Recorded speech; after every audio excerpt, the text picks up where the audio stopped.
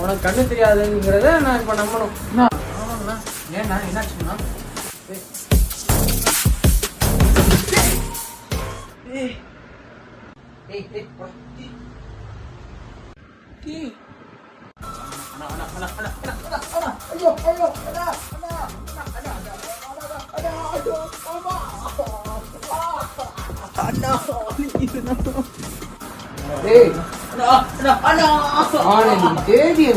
என்ன வார்த்தை நான் சொன்னேன்?